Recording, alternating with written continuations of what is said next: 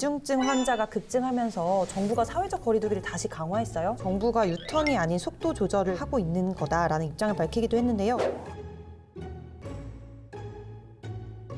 320만 소상공인에게 뭐 100만 원씩 지원하겠다. 이분들에게는 생계비인데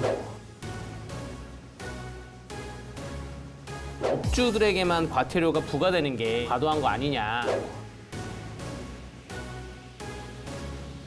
춘천지역구 허영 의원이 불씨를 당겼죠. 강원도청 이전 이슈입니다. 정치적인 이슈로 던져져서 일사천리로 이렇게 추진되는 과정들이 부적절했다. 네.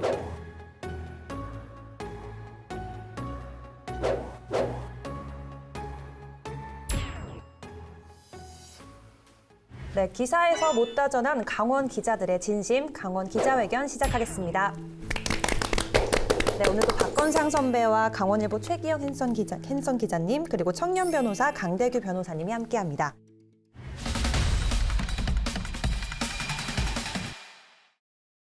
연일 이제 계속되는 코로나 확진자 증가 사태인데요. 위중증 환자가 급증하면서 정부가 사회적 거리두기를 다시 강화했어요. 주말에도 이제 길거리에 사람이 없던데 이게 정부가 유턴이 아닌 속도 조절을 하고 있는 거다라는 입장을 밝히기도 했는데요. 좀 어떻게 보시는지 내용 정리부터 해볼까요? 네, 일단은 일상 회복이 중단이 되고 지금 전국에 4인만 모일 수 있게 그 모임 제한을 하고 또 시간 제한도 9시 이후로 제한을 하는 것입니다. 기존에 있던 제한으로 다시 다 돌아가는 그런 양상이라고 사회적 거리두기가 다시 시작됐다고 볼 수 있습니다. 그런데 여기서 이제 최근 다시 돌아가면서 업주들에게만 과태료가 부과되는 게 좀 너무 과도한 거 아니냐라는 이런 시선이 좀 많은데 우리나라는 그 이용자보다는 그 업주들에게 처벌을 강화하는 그런 법들이 있는데 가령 미성년자가 술, 담배를 구매해도 미성년자보다는 그 업주들에게 좀 더 처벌을 강화합니다. 이번 사안에서도 그 이용자들은 과태료를 10만 원을 처벌을 받는데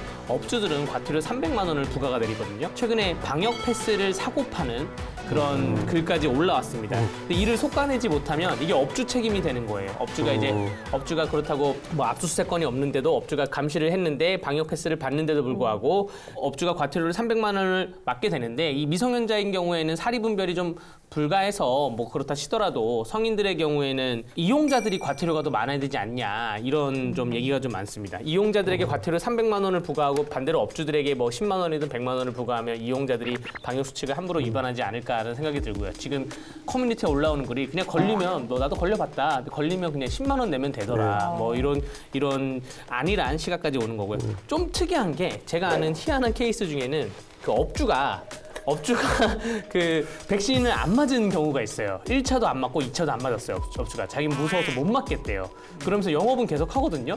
또 이거는 또 정부가 아무런 뭐 발표나 제재나 뭐 논의가 아무런 없어서 좀 그런 좀 특이한 케이스도 있습니다. 일상 회복 앞두고 그 강원 기자회견 방송에서 아마 좀 지표에 일비하지 말고 이제 위드 코로나 단계적 일상 회복으로 넘어가니까 다시는 좀 후퇴하는 일이 좀 없었으면 좋겠다라고 말씀드린 적이 있었는데 너무 좀 안타까운 상황인 것 같아요. 그렇죠. 황다인 기자님께서도 말씀하셨지만 유턴이 아닌 속도 조절이다 정부에서 이렇게 밝혔다고 하는데 사실 후퇴죠. 유턴이죠. 이게 뭐 속도 조절을 보기 어려운 상황이고 이제 문제는 결국에는 치명률인데 환자가 아무리 많이 나와도 다 경증이라면 사실 큰 문제가 없을 텐데 지난주 지금 우리나라 지금 코로나19의 치명률이 1.62%라고 해요. 10월이 0.5%였는데 2달 만에 3배 정도 증가했고 세계 평균이 1.2%, 1.2%라고 해요. 그럼 세계 평균보다 더 좀 위험한 상황인 거예요. 지금 코로나19 대응 체제로 완전히 전환돼 있는 대부분의 의료기관들은 과부하가 또 걸리고 그럼 또 치료 못 받는 사람 다시 생기고 이게 지금 악순환이 계속 반복되니까 이 치명률의 고리를 좀 끊어내는 것이 뭐 가장 중요할 것 같아요. 뭐 병원 현장이든 방역 현장이든. 근데 이 겨울철이 이제 시작을 해서 이게 쉽지 않을 것 같아서 쉽게 다시 돌아가기가 일상회복으로 돌아가기 당분간 어렵지 않을까. 저는 일단 그렇게 보고 있습니다. 여기 그 방역 패스 강원도형 현장을 보면 지난번 방송에서도 말씀드렸다시피 클린 강원 패스포트는 네. 그 뭐 접종 완료 시 2주가 지났습니다. 이게 안 나오잖아요. 네. 근데 이건 제가 처음에 지난번 방송에서는 강원도청이 왜 이렇게 만들었냐고 의문을 던졌는데 다시 취재를 해본 그 언론 보도를 보니까 강원도청에서는 이미 이러한 상황을 예견을 하고 10월 달부터 질병관리청에다가 질본에다가 백신 패스에 대한 개인 정보를 달라. 우리도 딱 찍었을 때 접종 완료 시 얼마가 지났습니다라고 문구를 나올 수 있게 달라고 했더니 질본이 안 된다고 한 거예요. 개인 정보라고. 근데 강원도는 약간 황당한 게 질본이 이 개인 정보를 K사와 N사에는 개인 정보를 사기업인데도 개인 정보를 다 줬는데 왜 우리는 지방자치단체인데 왜 우리한테는 개인 정보를 안 주냐. 그래서 지금 황당해하고 있다고 그러더라고요. 이게 강원도는 클린 강원 패스포트고 제주도는 제주 안심 코드인데 네. 제주도는 그래도 제주도에서 근무하는 귀 제주 들어가서 근무하는 젊은 상인들이 되게 많아요. 그래서 본인들이 기기를 구입해서 이 QR 코드로 인증을 하는데 강원도는 아직 그러지 않은 곳이 많더라고요. 그러면 QR 코드에 대해서 다 강원도 상인들에게 다 일괄적으로 저렴하게 아니면 공짜로 무료로 주고 나서 교육을 하든 아니면 클린 강원 패스포트에 이 기능을 집어넣던 백신 패스 기능을 그렇게 좀 선제적으로 돼야지 해결이 되고요. 그렇지 않으면 밥을 못 먹어요. 그 앞에 가서 검사 받느라고 밥을 못 먹는 실정입니다. 네. 사실 이렇게까지 위중증 환자가 늘어날 거라고 정부가 예측을 했는지가 가장 궁금한데 이번에도 역시 좀 가장 힘든 거는 자영업자가 아닐까 싶은데요. 손실 보상 문제도 계속해서 불거져 왔었고 또 이 방역 자체에 대한 반발도 상당할 것 같은데 주변에서 반응은 좀 어떠신지 자영업자들 다시 돌아간 거리두기에 대해서. 그러게요. 참 강 변호사님 말씀하셨지만 되는 건 또 되는 것 같아요. 그러니까 맞아요. 맛집에 그러니까 불황은 없다. 일단 중요한 게 이제 포장이나 배달이 가능한지 여부. 근데 이제 포장 불가능이나 배달 불가능한 메뉴들이 또 많이 있잖아요. 유흥 시설도 있고 뭐 노래방이라든지 그리고 체육 시설이라든지 이런 것들은 현장에 가지 않으면 이제 특정 분야에 굉장히 좀 피해가 집중되어 있는데 이 기준을 좀 정교하게 피해를 좀 정교하게 측정할 수 있는 도구가 있어야 돼요. 그래서 맞습니다. 이 코로나19에도 불구하고 뭐 사실은 경제적으로 굉장히 타격을 입지 않은 소상공인도 뭐 소수지만 분명히 존재하거든요. 네. 피해를 보는 계층에 집중해 줄 수 있는 그런 그래서 좀 기준이 없어요 계속. 좀 매출로만 보니까 이게 좀 애매모호한 것도 있는데 사실 상인들 같은 경우는 일상회복을 하다가 이제 좀 좋아질까 했는데 다시 거리두기가 시작되니까 그 충격이 더 큰 거예요. 그러니까 상실감이라 그럴까요?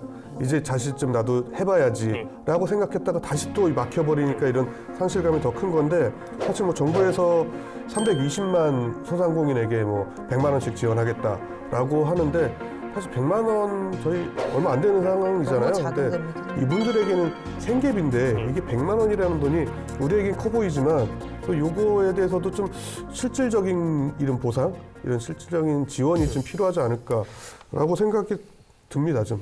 이 코로나19 환자 수가 내일 어떻게 될지 한 달 뒤에 어떻게 될지 뭐 예측이 어려워요. 정부의 입장 분명히 뭐 이해는 합니다만 전염병의 양상은 우리가 예측 못하더라도 행정이나 시스템은 좀 예측 가능하게 가야지. 예측 가능하게 가야지. 네. 어떤 그 소상공인들이나 어떤 서민들의 삶을 영위할 수가 있는 건데 내일 바뀌고 내일 모레 바뀌고 지금 자꾸 임기응변식으로 대응하는 방역 정책이 돼서는 안 된다. 네. 사실 지난번 거리두기와 다른 점이 방역 패스가 이제 추가된 점인데 이게 업주들한테도 조금 혼란일 것 같아요. 제 생각에는. 그리고 이제 뭐 미접종자들을 심지어 받지 않는 상점들도 있다 보니 소비자들도 약간은 불쾌함이 있을 것 같은데 이 양측의 혼란을 좀 얘기를 좀 해주신다면. 소상공인들한테 좀 권한을 더 주던가 혹은 아니면 이게 잘못됐을 경우에 책임을 줄여주던가 해야 될 것 같아요. 지금 말씀하신 것처럼 소비자들이 기분이 나빠서 막 현장에서 싸움 나고 막 하거든요. 그러한 피해를 고스란히 소상공인이 얻습니다. 뭐 무슨 물리적 피해든 뭐 경제적 피해든 신체적 피해든 얻는 그런 양상이 있고요. 왜냐면 휴대폰을 검사를 해야 되는데 네가 왜 검사를 하냐, 뭐 나는 맞았다, 내 말을 안 믿느냐 우왕좌왕하거든요. 그런 와중에 업주가 처음에 말씀드린 것처럼 업주가 이걸 검사를 제대로 안 하고 이 백신 접종자가 아닌 사람이 왔다 갔을 경우에 과태료 300만 원을 뭐 물 수 있기 때문에 혹은 4인 이상 만났을 때 300만 원을 물 수 있기 때문에 여기에 대해서 정부가 소상공인들 마음을 좀 현장을 좀 알았으면 좋겠어요. 지금 현장을 모르는 상태에서 정부랑 연계해서 몇십만의 방역 패스를 갖고 있더랬는데 현장은 실상은 그러지 않거든요. 우선 이 상황에 대해서 그래도 이제 저희끼리 대책을 좀 고민해 볼 필요가 있을 것 같은데 상인들의 생계가 달린 문제 그리고 방역 이 두 사이에서 딜레마를 좀 어떻게 절충점을 찾아야 되는지 좀 얘기 나눠볼까요? 일단 보상에 대해서는 조금 더 실질적이고 물론 새 나가는 곳이 있더라도 좀 필요한 사람들을 위해서 실질적인 보상이 좀 이루어져야 된다라고 생각을 해요. 그분들에 대한 손실 보상이라고 하는데 생계비 지원이거든요. 어떻게 보면은 이 코로나 다시 회귀하면서 또 거기다 연말이 대목인데 그 상실감들은 어떻게 할까? 거기에 대한 보상 이거는 진짜 생계비 지원이 제대로 실질적으로 좀 이루어져야 된다고 봅니다. 코로나19가 이렇게 전 세계적으로 확산하고 있는 상황에서 코로나19의 유행세를 차단하지 못하냐라고 네. 정부를 지탄한다면 사실 저는 정부는 좀 억울할 수 있다고 봐요. 전 세계적인 상황이니까. 다만 이번 지금 이 한 달간의 상황만 국한돼서 본다면 정부 분명히 귀책 사유가 좀 일부 있다고 생각이 들거든요. 그 한 달 사이에 일상 회복이 됐다가 다시 바로 후퇴하는 이 과정 속에서 굉장히 많이 준비를 해왔을 거거든요. 일상 회복에 그 준비에 드는 비용이라든지 이런 것들에 대해서는 어떻게 보상할 것인가 적극적인 손실 보상밖에는 이번 상황에 대해서는 뭐 해답이 없어 보이는 것 같아요. 네.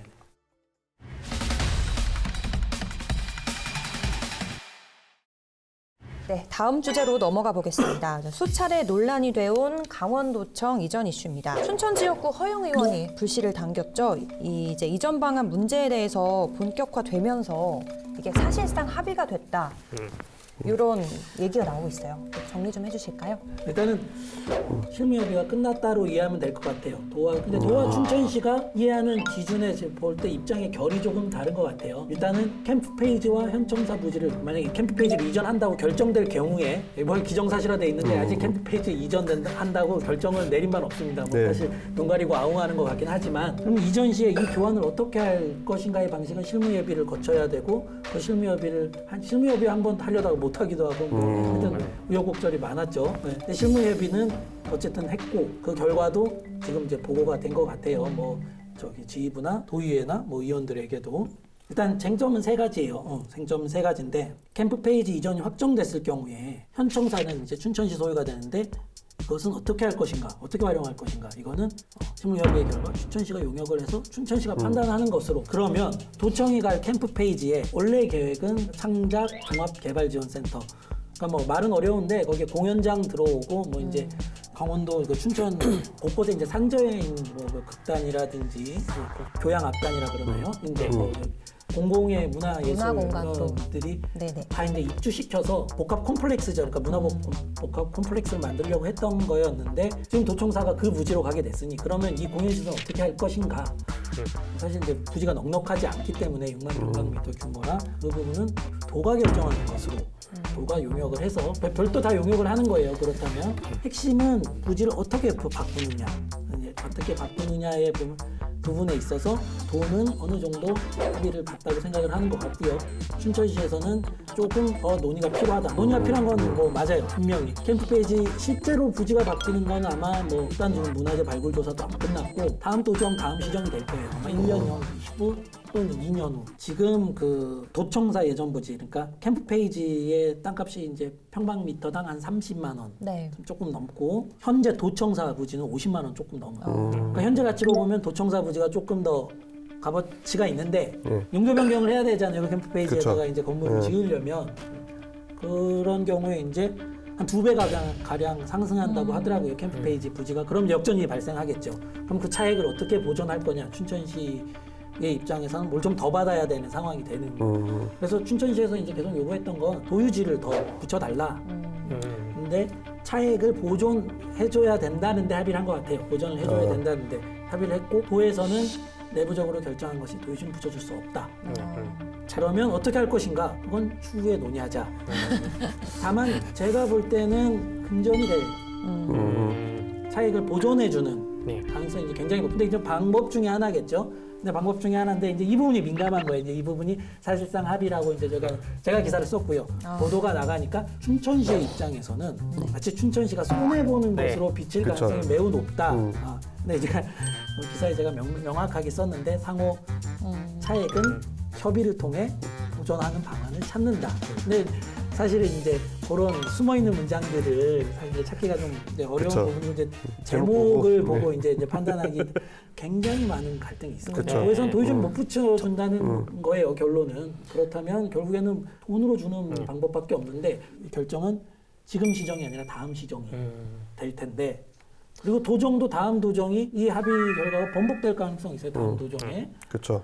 그래서 여러 가지로 굉장히 민감한 사안이다. 네. 어쨌건 뭐 시민들의 의견을 무시했다 이런 지적들도 있는데 이게 이제 본격적으로 뭐 진행이 돼서 하면은 이제 지적이 더 심해지지 않을까 우려가 되는 부분이 있어요. 그래서 어떻게 보시는지. 뭐 앞으로도 계속 지적은 있을 거고 거기에 대해서 이렇게 기자님 같은 분이 계속 감시를 해주셔가지고 언론을 알 권리를 충족해 주셔야 되는 거고요.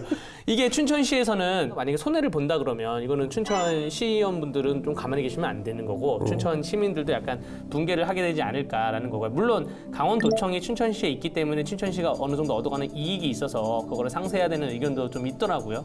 근데 어쨌든 춘천시에서 보기에는 일단은 이 과정 자체가 그 국회의원께서 제시하는 것 자체가 거기서 1차적 붕괴가 있고 100번 양보해서 그래 시민들이 이해한다 하더라도 그 과정에서 뭔가 춘천시가 세금적으로 손해를 본다 그러면 더 붕괴를 하지 않을까. 캠프 페이지 이전 도청세 캠프 페이지 이전은 사실은 10년 전부터 나왔던 사실 얘기예요.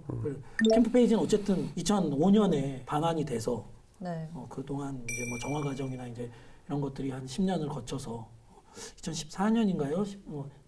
소유권이 넘어온 게 춘천시로 네. 아마 그렇게 될 텐데 어떻게 활용하고 개발할 것이냐에 대한 여러 가지 의견이 계속 있어왔고 공공기관 유치를 통해서 우리가 어떤 그 지역을 활성화시키는 것들은 항상 뭐 혁신도시의 사례도 있었고 항상 가장 먼저 선택하는 1번 선택지 중에 하나였기 때문에 도청사를 캠프 페이지에 옮기면 좋지 않을까라는 의견은 10년 전부터 있어 왔어요. 그렇지만 그런 것들이 여러 이제 춘천시의 이견, 도와 춘천시 간의 이견 이런 것들 때문에 실제로 뭐 말뿐이었지 별다르게 뭐 진척된 것은 없었는데 이제 문제는 임기를 다 얼마 앞두지 않은 물론 이제 뭐 춘천시장 같은 경우는 연임에 할 수도 있는 거지만 뭐 연장될 수 있는 거지만 뭐 도청은 아니죠. 네. 도지사는 그렇죠. 정치적인 이슈로 던져져서 일사천리로 이렇게 추진되는 과정들이 굉장히 좀 부적절했다. 네. 네. 또 뭐 사실 절차가 잘못됐다는 부분도 이제 어느 정도 다 끝난 얘기라 그럼 이제 곧 결정이 내려질 텐데 그러면 이제 굉장히 건설적인 의견들이 많이 나와야 되는데 그런 게 지금 사실 정치적인 이슈에 화되다 보니까 맞아요. 많이 희석이 되고 있거든요. 캠프 페이지로 가면 안 되는 것처럼 사실은 그런데 정치적인 이슈를 제거하고 보면 부지마다 거론되는 부지마다 각 장단점이 있겠지만 캠프 페이지의 부지도 나름의 적절성을 분명히 갖고 있는데 그런 것들이 굉장히 좀 묻혀 있다. 그리고 가서는 안 되는 것처럼 이렇게 잘못 오해를 또 불러일으키기도 하고 뭐 이런 것들이 좀 안타깝기도 하고요. 정상적인 과정을 거쳤더라면 이렇게 받아들이지 않았겠죠. 시민들께서. 네, 다음 달이면 이제 최종 방침이 확정되는 걸로 알려졌는데요. 앞으로 또 어떤 과정들이 남아 있고 해결해야 할 과제는 무엇인지 말씀 부탁드립니다. 저는 뭐 이 과정에서 토론회가 한두 번 있었고 앞으로도 계속 토론회랑 뭐 설명회가 있을 건데 지금 최근에 1년에 벌어진 토론회들은 다 그냥 찬성을 하는 입장만 사람들 모셔놓고 얘기를 듣는 설명회 같은 분위기였어요. 뭔가 구색 맞추기, 네. 뭐 예상 낭비, 그렇게 반대 토론이 없는 이런 토론회 약간 짜고 치는 고스톱 같은 토론회였는데 네. 실제로 그렇게 하지 말고 좀 그리고 토론회에 춘천시 사람들밖에 없었고 네. 근데 실제로 그렇게 하지 말고 정말로 얘기를 들어보는 과정을 좀 대토론회장을 공개 오픈은 해서 네. 기간도 좀 준비를 해서 좀 거쳐봐야 되지 않나. 그럼 또 다시 원점이니 아니니 얘기가 나오는데 그래도 충분히 좀 얘기를 거쳐보는 걸 좀 그런 과정이 좀 있어야 된다고 생각이 듭니다. 네. 남은 과제는 이제 결국에는 아까도 계속 나왔지만 이제 행정적으로 봤을 땐 차액에 대한 보전을 춘천시가 어떻게 받느냐의 문제가 될 것 같아요. 보유지를 더 붙여주는 1+1으로 교환하는 형태는 지금 힘들 것 같고 그럼 이제 뭐 금전적인 부분이든지 여러 가지 이유가 될 텐데 상당히 많은 이견과 진통이 있을 겁니다. 근데 그 보전이 제대로 이루어지지 않을 경우에 우리가 흔히 이제 무서운 그 표현들 있잖아요. 배임 뭐 이런 것들. 네. 그런 말이 나오지 않도록 상호 간에 윈윈할 수 있는 방법을 뭐 실제로 캠페인으로 이전하게 된다면 윈윈할 수 있는 방법을 좀 찾는 것들이 중요할 것 같아요. 네. 현실적으로 이제 행정적으로 갖춰야 될 것들 그리고 정치적으로 이제 주민 토론. 예, 주민 토론이나 이게 납득을 시키는 과정이 좀 필요하다라는 것도 좀 설득력은 있는 것 같습니다. 속 시원하게 할 말은 하자. 강원도 열혈 기자들이요. 눈치 보지 말고 강원 기자회견으로 모이세요.